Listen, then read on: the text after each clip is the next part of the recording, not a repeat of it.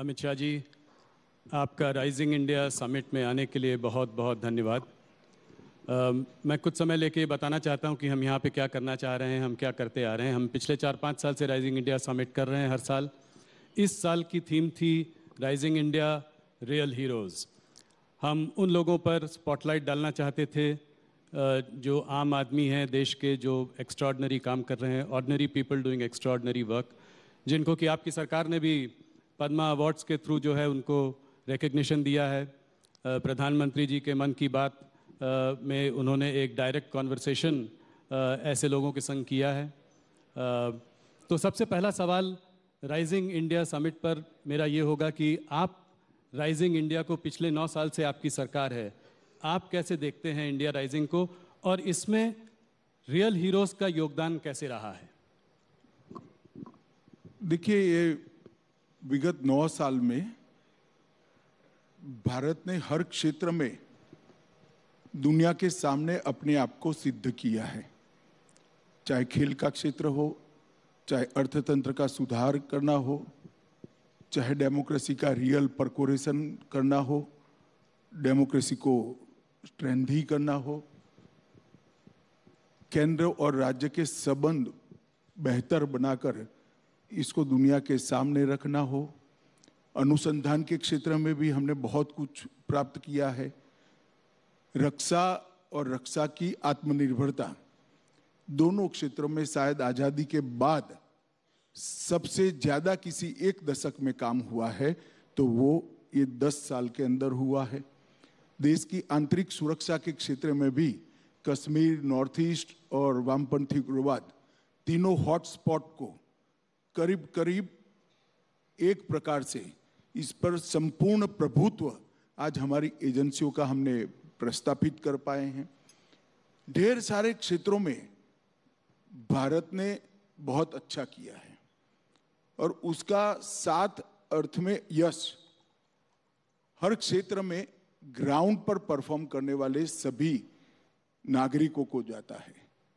ये जरूर है कि ये तो पहले भी थे, परंतु व्यवस्था सुधरती है तब भी हौसले के साथ। जब रियल हीरोज आगे नहीं आते हैं तो ये परिणाम नहीं मिलता है। मुझे पूरा भरोसा है कि अब इस नींव पर मोदी जी ने जो हमारे सामने एक स्वप्न रखा है कि 2047 में जब देश की आजादी के 100 साल पूरे होंगे, तब विश्व में हर क्षेत्र के अंदर भारत नंबर 1 होगा, सर्वप्रथम होगा। इसको हम निश्चित ही सिद्ध करेंगे। बहुत धन्यवाद आपका। सवालों का सिलसिला शुरू करता हूं। आपसे फिर कुछ महीनों बाद मुलाकात हो रही है और एक दिलचस्प समय पे मुलाकात हो रही है। चुनाव आ रहे हैं और सबसे बड़ा इस वक्त जो सबसे गर्म मुद्दा है वो है राहुल गांधी का मुद्दा। तो मेरा पहला सवाल होगा राहुल गांधी पर। सूरत के कोर्ट से उनका कन्विक्शन हुआ, 2 साल की सज़ा सुनाई गई और तुरंत ही वो डिसक्वालीफाई भी हो गए और आप लोगों ने जरा भी देर नहीं की उनको बेघर करने में। तो इसको आप कैसे देखते हैं? क्या आपको लगता है कि इससे एक सिंपैथी का माहौल भी बन सकता है राहुल गांधी जी के लिए? देखिए राहुल जी, अगर आपने ये पूरे कानून को और सुप्रीम कोर्ट के जजमेंट को जरा स्टडी किया होता तो आप मुझे सवाल ही नहीं पूछते। मगर खैर, अच्छा ही हुआ पूछ लिया, क्योंकि बहुत बड़ी भ्रांति फैलाने का प्रयास कांग्रेसी नेता कर रहे हैं। मैं आपकी चैनल के माध्यम से समग्र देश की जनता को रियलिटी बताना चाहता हूँ। हमारा जो कानून था, वो कानून में एक प्रावधान था कि किसी भी व्यक्ति को अगर 2 साल की सजा होती है तो 3 महीने का समय उसको मिलेगा अपनी सजा को स्टे कराने के लिए। सजा को स्टे कराना और दोष को स्टे कराना 2 अलग बात है। तो दोष को भी स्टे कराना है, सजा को भी स्टे कराना है जी। और हमारे कानून में ये प्रोविजन ही नहीं है कि जिस अदालत किसी भी व्यक्ति को 2 साल या उससे अधिक सजा करती है, वो दोष पर रोक लगा सकती है। कन्विक्शन स्टे नहीं हो सकता जी, सेंटेंस हो सकता है। अब एक lily Thomas versus union of India का जजमेंट आया है 2013 में। उस जजमेंट में सुप्रीम कोर्ट ऑफ इंडिया ने तय कर दिया कि 3 महीने आपको नहीं मिलेंगे, क्यों देना है? चुने हुए प्रतिनिधि कोई विशेष प्रायोरिटी क्यों एंजॉय करे? जिस क्षण से आपको सजा होती है उसी क्षण से आपकी सदस्यता रद्द हो जानी चाहिए। ये सुप्रीम कोर्ट का वर्डिक्ट है, 2013 का है, जब राहुल जी की माता जी के नेतृत्व में यूपीए चलता था। हम तो दूर दूर तक नहीं थे। अब ये जजमेंट आने के बाद हम तो आज भी सुधारना नहीं चाहते जजमेंट को, मगर कांग्रेस सरकार सुधारना चाहती थी क्योंकि वो लालू जी को बचाना चाहती थी। एक ऑर्डिनेंस लेके आए मनमोहन सिंह जी और इसको नॉनसेंस कर कर श्रीमान राहुल गांधी ने पूरे देश के सामने अपने ही सरकार के ऑर्डिनेंस को फाड़ दिया।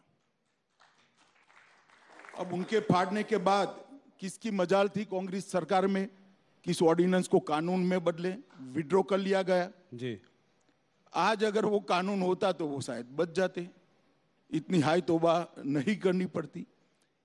और दूसरी बात, उन्होंने अब तक अपने दोष पर रोक लगाने के लिए, कन्विक्शन पर स्टे लेने के लिए अपील भी नहीं की है। किस प्रकार की एरोगेंसी है?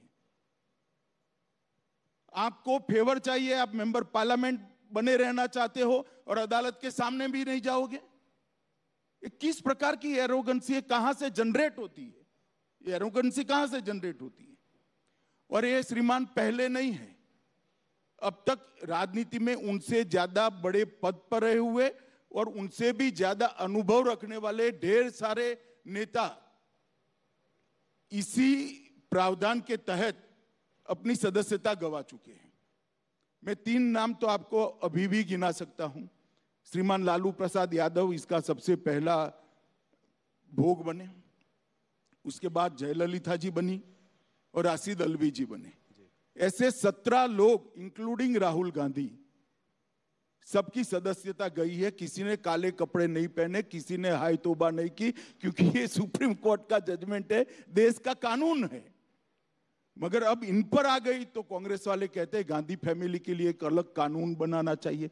मैं देश की जनता को पूछना चाहता हूं, किसी एक परिवार के लिए इस देश में अलग कानून बनना चाहिए क्या? ये देश की जनता ने तय करना है। किस मेंटालिटी में जीते हैं लोग? और फिर कुछ भी होता है तो मोदी जी पर आरोप करना, लोकसभा स्पीकर पर आरोप मढ़े जा रहे हैं। अरे भाई, आप कानून पढ़ो, वो तो शायद नहीं पढ़ पाएंगे, मुझे मालूम है, समझ नहीं पाएंगे, परंतु कांग्रेस के बड़े बड़े वकील जो राज्यसभा में बैठे हैं और वकील होने के कारण ही बैठे हैं, वो लोग भी नहीं समझाते हैं कि भाई लोकसभा स्पीकर के हाथ में कुछ नहीं है। लोकसभा स्पीकर शायद 2 दिन के बाद भी कुछ करते तो वो 2 दिन में एज अ मेंबर पार्लियामेंट आपने जो कुछ भी वक्तव्य दिया है वो लोकसभा को इरेज करना पड़ता, क्योंकि आपकी सदस्यता वो क्षण से जाती है जिस क्षण से आपको सजा होती। पर घर से भी तुरंत निकाल दिया, घर थोड़े दिन दे सकते थे, रुक सकते थे। तो इससे फायदा क्या होता, समझाइए। नहीं, सिंबॉलिक है, बैर की राजनीति बोल रहे हैं ये, इसलिए मैं सवाल पूछ। सिंबॉलिक तो ये है कि फॉर व्हाट स्पेशल फेवर? आप बता सकते हैं जब जर्नलिस्ट क्यों स्पेशल फेवर करनी चाहिए? जब संज्ञान में आए उसके बाद तुरंत कदम उठाने का सुप्रीम कोर्ट का निर्देश है। ऑनलाइन जजमेंट भी पहुंच गया, जिन्होंने अर्जी की थी उन्होंने जजमेंट पहुंचा दिया। और लोकसभा स्पीकर सुप्रीम कोर्ट के आदेश की अवमानना क्यों करे? क्योंकि वो गांधी परिवार के हैं, इसलिए करें। और आप हमें सवाल पूछ रहे हैं, उनको क्यों सवाल नहीं पूछ रहे कि भाई आप कोर्ट में क्यों नहीं गए? बताइए, आपको पूछना चाहिए या नहीं पूछना चाहिए? जी, मुझे लगता है कि वो इस बात को और आगे ले जाना चाहते हैं, वापस जहां पे उन्होंने मोदी। वो जहां ले जाना चाहते हैं, मगर ये कानून की स्थिति है, इसमें कोई वेंडेटा का पॉलिटिक्स है नहीं। बदले की राजनीति इसलिए नहीं है क्योंकि सुप्रीम कोर्ट ऑफ इंडिया का जजमेंट है और जब आपकी सरकार थी तब आया है। जी, अब राहुल गांधी ये कह रहे हैं कि कर्नाटका में भी जो पहली रैली वो करेंगे वो कोलर में करेंगे, जहां उन्होंने ये अपशब्द मोदी जी के लिए किए थे। तो इस बात को वो आगे बढ़ाना चाह रहे हैं। क्या ये चाहते हैं कि उनको इससे कोई सहानुभूति मिलेगी? क्या इसको ये मोदी बनाम राहुल का इलेक्शन बनाना चाह रहे हैं कर्नाटका में? देखिए, अगर वो वही जगह से भाषण करना चाहते हैं तो हम कैसे रोक सकते हैं? डेमोक्रेसी में हर कोई व्यक्ति, लोकतंत्र में जहाँ से कुछ भी बोलना चाहे बोल ही सकता है। इसमें मुझे कोई आपत्ति है। और मोदी बनाम राहुल करना चाहते हैं तो भी मुझे आपत्ति नहीं है। भाजपा के लिए जीतने की इससे बड़ी कोई फॉर्मूला ही नहीं हो सकती।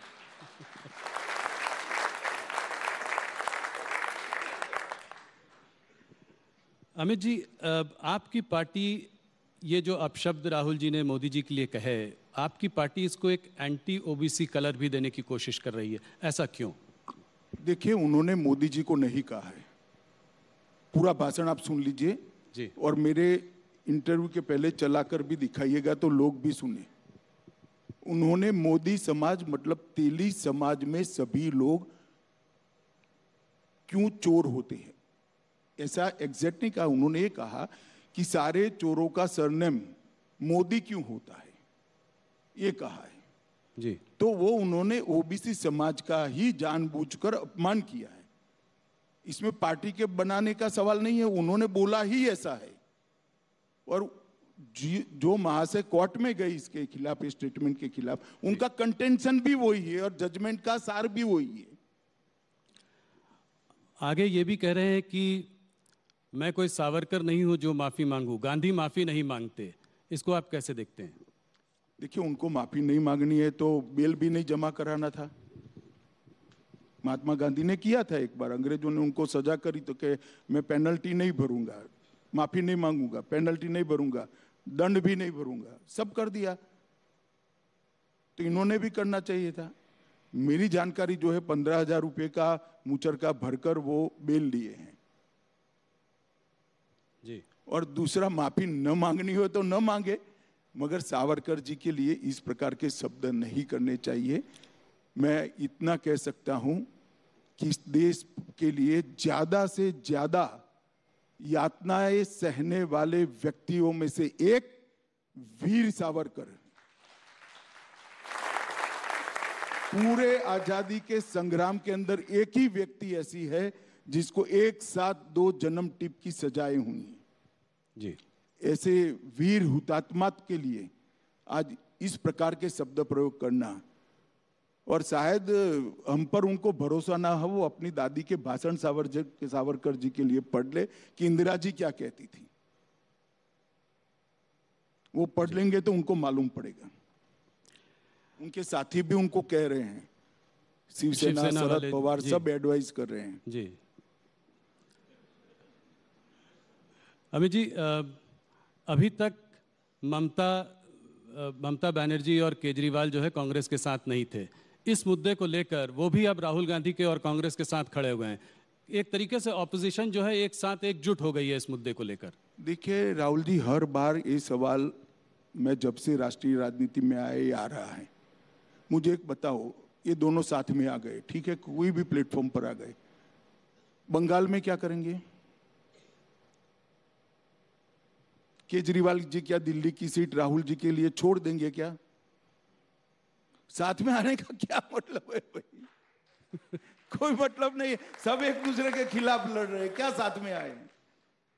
एक बात है कि मोदी का विरोध करने के लिए सब साथ में दिखाई पड़ते हैं। अब ठीक ही है, हमें कोई आपत्ति नहीं है। अब इसी बात को लेकर सारा ऑपोजिशन कह रहा है कि देश में लोकतंत्र खतरे में है। इस तरह का जो है ये नैरेटिव वेस्टर्न मीडिया के भी कुछ सेक्शंस में उठ जाता है। तो क्या इस डिस्क्वालिफिकेशन के मुद्दे को लेकर आपको लगता है ऐसे नैरेटिव को कुछ बल मिलेगा? कुछ नहीं, मगर ये लोकतंत्र जब लालू जी डिस्क्वालीफाई हुए तब खतरे में क्यों नहीं पड़ा? अभी एनसीपी के एक सांसद डिस्क्वालीफाई हुए थे, मोहम्मद फैजल जी, तब क्यों खतरे में नहीं पड़ा?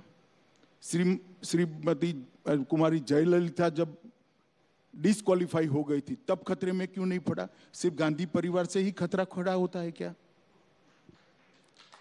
ये तो 17 लोग डिस्क्वालीफाई हो चुके हैं भैया, और ये देश का कानून है जो बदल सकते थे, आप आपने फाड़ दिया नॉनसेंस कर कर।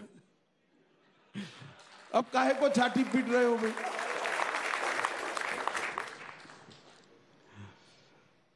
अमित जी, थोड़ा आने वाले चुनाव, कर्नाटका के चुनाव की ओर देखते हैं। कुछ प्रदेश के चुनाव इस साल जो हैं बड़े चुनाव हैं, कर्नाटका, मध्य प्रदेश, राजस्थान, छत्तीसगढ़, और ये एक तरीके से 2024 के पहले एक सेमीफाइनल मैच है। तो आप कर्नाटका के चुनाव को कैसे देखते हैं? आज क्या लगता है आपको, वहाँ पर स्थिति क्या है? कितनी सीटें देते हैं आप? ये सवाल मैं हर बार आपसे पहले पूछता हूँ। देखिए, मैं कर्नाटक 9 दिन लगाया हूँ, चुनाव की घोषणा की पहले आज ही हुई है, और करीब करीब कर्नाटक के जो 5 क्षेत्र है, मुंबई कर्नाटक, कल्याण कर्नाटक, मैसूर, बेंगलुरु, इस तरह के जो 5 क्षेत्र है, 5 क्षेत्र में मैं जाकर आया हूँ और 9 दिन तक डिटेल दौरा किया है। मैं आपको पक्का असेसमेंट कर रहा हूँ कि हम निश्चित रूप से हाफ वे मार्क से काफी आगे रहेंगे। पूर्ण बहुमत की भारतीय जनता पार्टी की सरकार बनने जा रही है। 1985 में रामकृष्ण हेगड़े जी के बाद कभी दोबारा रिपीट नहीं हुई है सरकार, इसके बाद भी आपको इतना भरोसा है? 30 साल के बाद 30 साल तक कभी भी पूर्ण बहुमत की सरकार नहीं आई थी। कई सालों से पूर्ण बहुमत की सरकार रिपीट भी नहीं हुई थी 77 के बाद।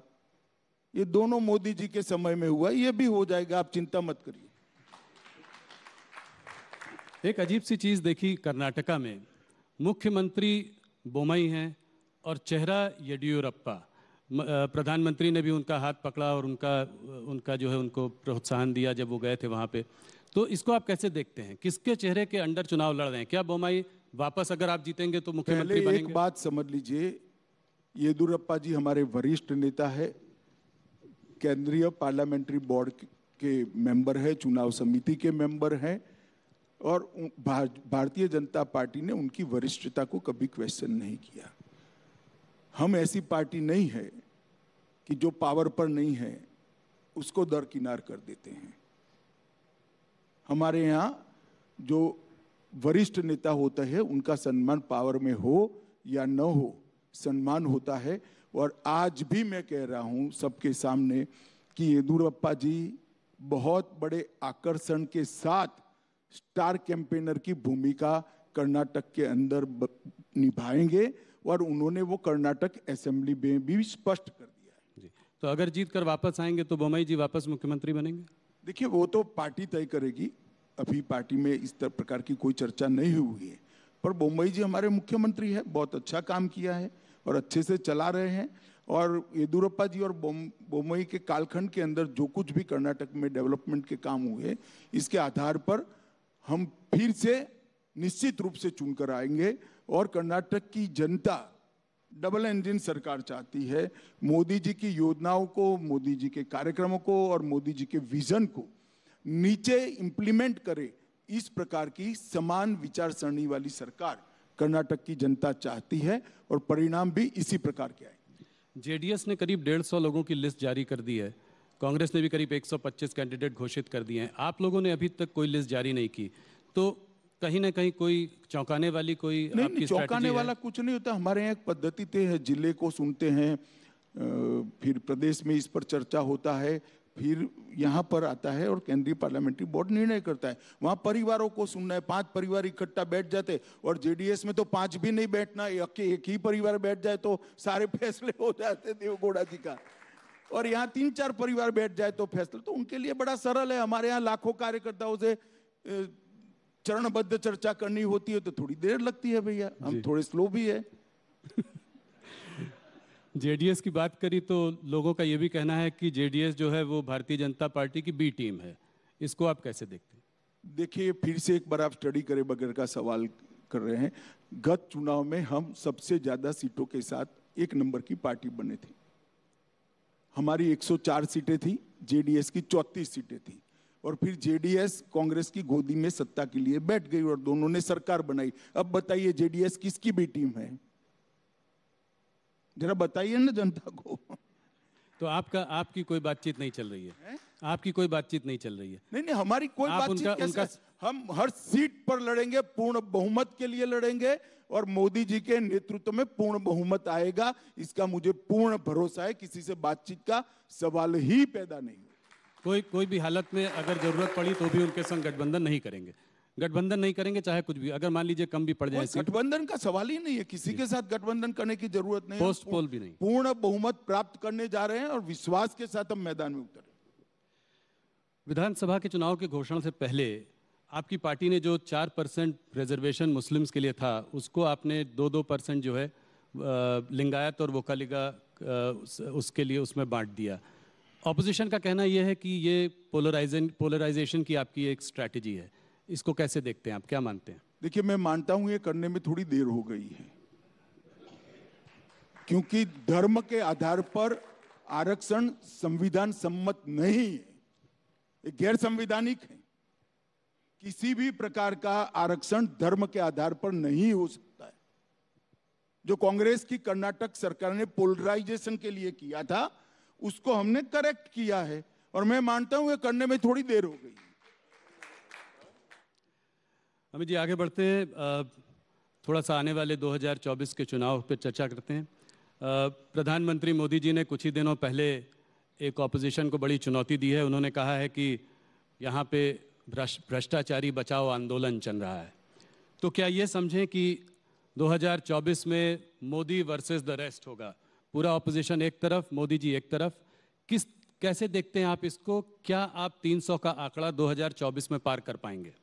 पहले मोदी वर्सेस रेस्ट को मैं आपको समझाने का प्रयास करता हूं, शायद मैं न समझा पाऊं मगर जनता समझ पाएगी। अब मैं 3 पार्टियों के नाम बोलता हूं, श्रीमान चंद्रशेखर राव, ममता बनर्जी की पार्टी तृणमूल कांग्रेस, समाजवादी पार्टी और कांग्रेस। ये चारों पार्टियां अगर मोदी वर्सेस रेस्ट के फॉर्मूला के साथ आती है, तो चंद्रशेखर राव जी की एक सभा अगर यूपी में रखते हैं तो क्या फर्क पड़ जाएगा यूपी में, और ममता बनर्जी की सभा तेलंगाना में रखते हैं तो क्या फर्क पड़ जाएगा, और यादव साहब की सभा अगर बंगाल में रख देंगे तो क्या फर्क पड़ेगा। ये सब अपने अपने राज्य में हमारे सामने ही लड़ रहे हैं, और लड़ाई इसी तरह से होनी है। एकता आपकी टीआरपी बढ़ाने के लिए है, आपको उन लोगों का धन्यवाद करना चाहिए। एकता का कोई मतलब ही नहीं है, कोई एक दूसरे को ना नेता मानता है, ना एक दूसरे के लिए एक सीट छोड़ने को तैयार है। चलिए मैं मानूं कि टीआरएस तेलंगाना में 5 सीटें ममता जी को दे दे तो एक लड़ाई हुई भाई,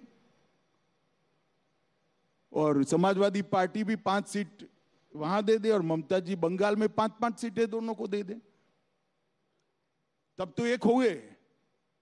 मगर सब अपनी अपनी लड़ाई भाजपा के सामने लड़ेंगे और क्या हम सब एक है, क्या एक है भाई? नहीं, तब तो आपके लिए बहुत अच्छा है। मगर मान लीजिए उत्तर प्रदेश में एक सीट पर एक ही कैंडिडेट हो, जो जॉइंट कैंडिडेट हो सबका, समाजवादी पार्टी, बहुजन समाज पार्टी और कांग्रेस का, तब कैसे लड़ाई हो? ना बहुजन समाजवादी पार्टी ऐसा कहती है, ना समाजवादी पार्टी ऐसा कहती है। वो अलायंस करते हैं बंगाल और तेलंगाना में, नहीं तो कैसे एक होंगे बताओ? ना बसपा कह रही है कि हम साथ में लड़ेंगे, ना सपा कह रही है हम बसपा के साथ लड़ेंगे, सिर्फ टीवी 18 कह रहा है कि दोनों साथ में लड़ेंगे। अब इससे कैसे होगा भला, को आपका कौन मानेगा? नहीं, मैं तो सिर्फ सवाल पूछ रहा हूं, मैं कुछ कह नहीं रहा हूं। मैं तो जो आप बोल रहे हैं उसको रिपीट कर रहा हूं। Amit ji, central investigative agency से जो है ऑपोजिशन को बहुत डर है, कहती हैं कि जो हमको हैरेस करते रहते हैं, सरकार इनका इस्तेमाल करती है उन लोगों को परेशान करने के लिए। आज अगर आप देखें तो सत्येंद्र जैन, मनीष सिसोदिया जेल में हैं, चाहे वो कविता हो, केसीआर जी की बेटी हो कविता हो, हेमंत सोरेन हो, सब लोग या तो ईडी के घेरे में हैं या सीबीआई के घेरे में हैं। तो भूपेश बघेल जी के भी ज़्यादातर लोगों पर रेड्स पड़ती रहती हैं। तो ऑपोजिशन का कहना ये है कि क्या ईडी और सीबीआई के दफ्तर भारतीय जनता पार्टी के स्टेट्स में बंद हो चुके हैं? जरा भी ऐसा नहीं है। 2014 और 2019 दोनों चुनाव में भारतीय जनता पार्टी की सरकार ने देश को वादा किया था कि हम करप्शन के खिलाफ लड़ेंगे, और हमारी ये लड़ाई करप्शन के खिलाफ है। कल ही मोदी जी ने कुछ आंकड़े दिए थे, मैं इसको रिपीट करना चाहूंगा। 2004 से 2014 में ईडी, यही कानून था, कोई कानून हमने बदला नहीं है, यही कानून था।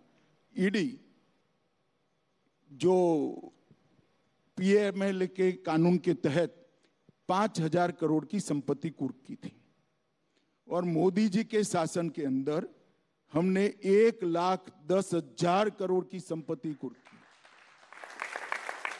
उसका 5% भी पॉलिटिशियन का नहीं है, बाबुओं का भी है, भ्रष्ट व्यापारियों का भी है, सबका है, जो देश के कानून को तोड़कर टैक्स दिए बगैर धन शोधन करते हैं।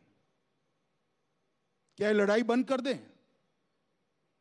और क्या देश की जनता ऐसा कानून चाहती है कि अगर कोई पॉलिटिशियन, कोई राजनीति में काम करने वाले नेता या व्यक्ति भ्रष्टाचार करे तो इसके खिलाफ कोई कार्यवाही न हो? यही सीबीआई के तहत 9 वर्षों में हमने 5,000 केस भ्रष्टाचार के दर्ज किए। कांग्रेस ने 500 भी नहीं किए थे, 500 भी नहीं। क्या 5,000 के 5,000 केस राजनीतिक पार्टियों के कार्यकर्ताओं पर है? ना, सभी के सामने है, बाबुओं के सामने भी है, व्यापारियों के सामने भी है, और मिली भगत के सामने भी है। और जहां तक दुरुपयोग का सवाल है, लालू जी पर केस किसने किया था? यूपीए की सरकार ने किया था जी। शेख अब्दुल्ला के खिलाफ विमान भरकर अफसर, वो बड़े वाला एयर इंडिया का पुराना विमान आता है, क्या कहते 320 या ऐसा विमान होता है, पूरा विमान भरकर अफसर भेजे थे और कई सालों के लिए जेल में डाल दिए थे। किसने किया था? इंदिरा जी ने किया था। ये तो भ्रष्टाचार के केस है। मैं राहुल जी को और उनकी पार्टी को याद कराना चाहता हूं, इमरजेंसी डालकर लाखों बेगुनाह विपक्ष के नेताओं को जेल में डाल दिया था 19 महीने तक, और बेल का प्रोविजन भी नहीं था। और यहां तो बेल का प्रोविजन, आप कोर्ट में जाइए। मैं आपको बताता हूं दुरुपयोग कैसे होता है, मैं उसका भुक्तभोगी हूं। हमारे खिलाफ कोई भ्रष्टाचार का केस कांग्रेस ने नहीं किया था। एक एनकाउंटर हुआ था, उसमें मैं राज्य का गृह मंत्री था, मुझ पर केस कर दिया और सीबीआई ने मेरी अरेस्ट की जी। अरेस्ट में सीबीआई के रिकॉर्ड पर आज भी टैप किया हुआ पड़ा होगा, अगर प्रामाणिकता से टैप किया तो सीबीआई के उस वक्त के अफसरों ने, और मिटा नहीं दिया कांग्रेस सरकार ने। तो 90% सवालों में यही था कि काहे को परेशान हो रहे हो, मोदी का नाम दे दो आपको छोड़ देंगे। हमने तो काले कपड़े नहीं पहने, कोई विरोध नहीं किया जी। मोदी जी के खिलाफ एसआईटी बनाई एक राज्य के मुख्यमंत्री के, कोई करप्शन का केस नहीं था। दंगों में इन्वॉल्वमेंट का केस करा फर्जी टाइप का, जो अंत में सुप्रीम कोर्ट ने खारिज किया। हमने कोई हाई तौबा नहीं करी थी, कभी काले कपड़े पहनकर संसद को हमने जाम नहीं किया था भाई। और मैं बताता हूं नतीजा क्या आया। मुझे पकड़कर अरेस्ट किया, 90 में दिन ही बेल दे दी मुझे हाईकोर्ट ने। हाईकोर्ट ने कहा कि अरेस्ट करने के लिए पर्याप्त प्रूफ ही नहीं है, और मैंने एक्विटल की एप्लीकेशन डाली। मुंबई की अदालत ने, मुंबई में केस चला, गुजरात के बाहर ले गए, कोई आपत्ति नहीं, मुंबई में चला। वहां कोर्ट ने कहा कि राजनीतिक प्रतिशोध की भावना से सीबीआई ने राजनीतिक इशारों पर एक केस किया है, इसलिए हम अमित शाह को के खिलाफ के केस को और सारे आरोपों को खारिज करते हैं। हमने हाई तौबा नहीं की थी।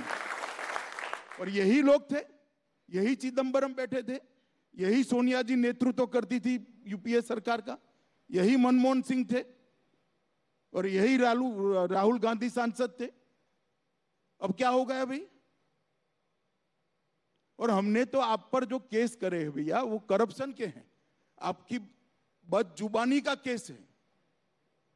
इस प्रकार के फर्जी केस नहीं किए हैं। और केजरीवाल भी रोज छातियां पीटते हैं, भैया ये सारे निर्दोष हैं। तो जैन साहब कितने समय से अंदर हैं? काफी समय हो गया, 1.5 साल हो गया जी। क्यों बेल नहीं होता है? सिसोदिया जी कितने समय से अंदर हैं, क्यों बेल नहीं होता है?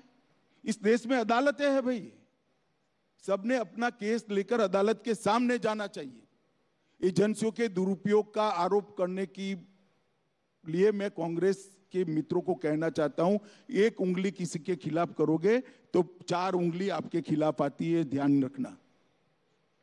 और इस देश की जनता ने आपके समय में सब कुछ देखा हुआ है, मगर हमने कभी भी ऐसे काले कपड़े पहनकर, काली पगड़ियां, काली धोती, काला कुर्ता पहनकर नहीं, रोड पर नहीं निकले हम। वही कानूनी मामला है, निर्दोष है तो कानून में श्रद्धा होनी चाहिए, कानून छोड़ देगा आपको।